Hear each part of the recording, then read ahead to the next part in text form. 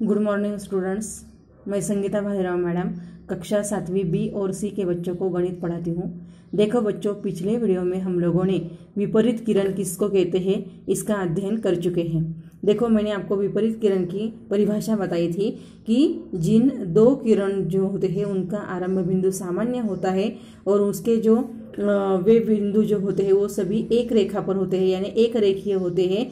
ऐसे किरणों को हम लोग विपरीत किरणें कहा जाता है। तो इसके लिए देखो यहाँ पर आकृति बनाई थी और इस आकृति का मैंने आप लोगों को स्पष्टीकरण दिया था।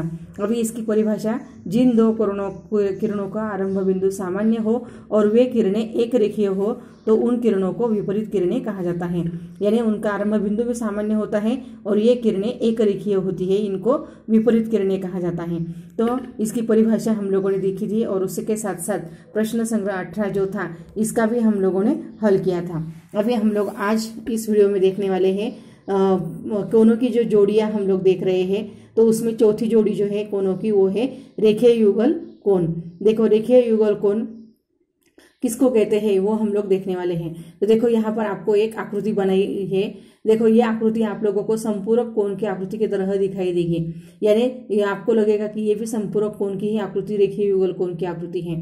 तो अभी देखो, रेखीय युगल कोण और संपूरक कोण इनमें क्या क्या भिन्नता है वो हम लोग देखने वाले हैं। सबसे पहले यहाँ पर ये PQS ये रेखा है और इस रेखा पर PQ ये मध्य बिंदु है और इस मध्य बिंदु से QR ये किरण निकलता है और इस किरण के कारण इस यहाँ पर दो कोण बन गए हैं।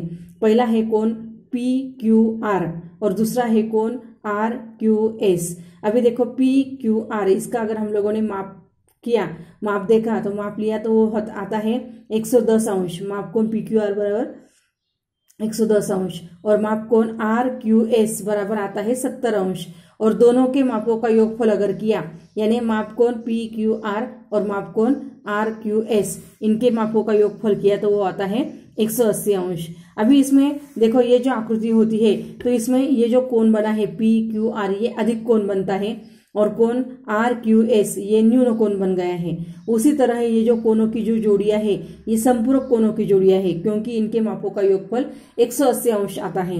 उसके बाद इनकी ये जो QR ये भुजा सामान्य होती है। उसके बाद इनके अंतभाग भी भिन्न है, यानी ये संलग्न कोण जो है हो सकते हैं, लेकिन ये संलग्न कोण क्यों नहीं है? क्योंकि इनकी एक भुजा सामान्य नहीं है, इनके अंतभाग भी भिन्न है। उसी के साथ साथ इनका शीर्ष बिंदु एक ही है, लेकिन ये तीनों बिंदु जो है वो एक रेखा पर हैं। ये तीनों बिंदु अगर एक रेखा पर नहीं होते तो ये संलग्न कोणों की जोड़ी भी बन सकती थी, लेकिन यहाँ पर ये तीनों बिंदु एक रेखा पर है, इसलिए रेखीय युगल कोणों की जोड़ियां बनती हैं। और ये जो रेखीय युगल कोण जो होता है इसमें देखो QP और QS ये दोनों विपरीत किरणें भी हैं और इसका मतलब ये जो रेखीय युगल कोण जो होता है इनके मापों का योगफल 180 अंश आता है। तो अभी हम लोग देखेंगे रेखीय युगल कोण की परिभाषा। देखो, जिन दो कोणों की एक भुजा सामान्य हो। देखो, एक भुजा सामान्य मतलब यहाँ पर QR ये दोनों सामान्य भुजा, सामान्य मतलब कॉमन, समान होनी चाहिए। और उसी तरह असामान्य भुजाएं एक रेखीय हो। देखो, यहाँ पर PQ और QS ये दोनों भुजाएं असामान्य हैं, तो ऐसे कोणों की जोड़ियों को रेखीय युगल कोण कहा जाता है। तो यहाँ पर PQR और कोण RQS ये दोनों रेखीय युगल कोण है और इनके मापों का योगफल 180 अंश आता है। उसके बाद दूसरा देखेंगे हम लोग अभी कि शीर्षाभिमुख कोण। शीर्षाभिमुख कोण यानी वर्टिकली अपोजिट एंगल्स किसको कहा जाता है?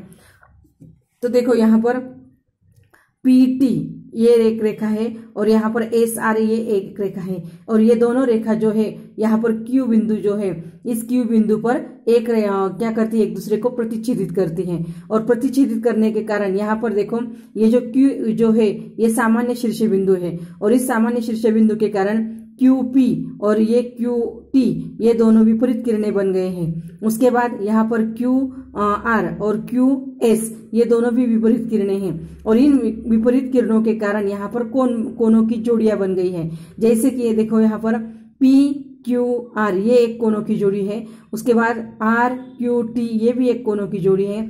उसके बाद SQT ये भी एक कोणों की जोड़ी है और उसके बाद PQS, ये भी कोनों की जोड़ी है। तो देखो यहाँ पर ये जो विपरीत किरणें होती है इसके कारण जो कोनों की जोड़ियां बनी है, तो उसमें जो जोड़ी एक दूसरे के बिल्कुल सामने सामने होती है उनको कहते हैं शीर्षाभिमुख कोण, क्योंकि ये शीर्ष बिंदु के पास तैयार किया हुआ कोण है, इसलिए इसको शीर्षाभिमुख कोण कहा जाता है। इसीलिए कोण PQR इसका शीर्षाभिमुख कोण है कोण SQT, और उसके बाद कोण PQS इसका शीर्षाभिमुख कोण है RQT। तो देखो इस तरह से ये जो शीर्षाभिमुख कोण है इसकी परिभाषा हम लोग देखेंगे। देखो, जिन दो किरणों से कोई कोण तैयार होता है और उसकी विपरीत किरणों से तैयार हुआ कोण जो है वो पहले कोण का शीर्षाभिमुख कोण होता है। देखो परिभाषा फिर से एक बार, जिन दो किरणों से कोई कोण तैयार होता है और उसकी विपरीत किरणों से तैयार हुआ कोण पहले कोण का शीर्षाभिमुख कोण होता है। जैसे कि यहाँ पर हम लोगों ने देखा कि यहाँ पर ये जो विपरीत किरणें हैं इनके कारण यहाँ पर शीर्ष बिंदु के पास ये शीर्षाभिमुख कोण तैयार हुआ है। समझ लो यहाँ पर PQR ये पहले तैयार हुआ है तो इसका विपरीत कोण आएगा SQT, उसके बाद PQS इसका विपरीत कोण आएगा RQT।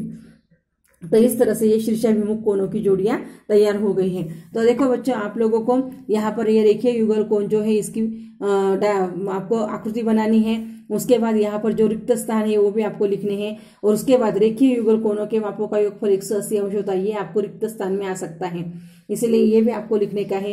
रेखीय युगल कोणों की परिभाषा लिखने की है, और उसी के साथ साथ शीर्षाभिमुख कोण उसकी आकृति बनाकर अगले पेज पर जो उसकी परिभाषा है ये भी आप लोगों को कॉपी में लिखने की है। तो यहाँ तक आप लोगों ने आपके कॉपी में लिखने का है। अगले वीडियो में मैं आपको इसके आगे वाला भाग पढ़ाने वाली हूँ। धन्यवाद।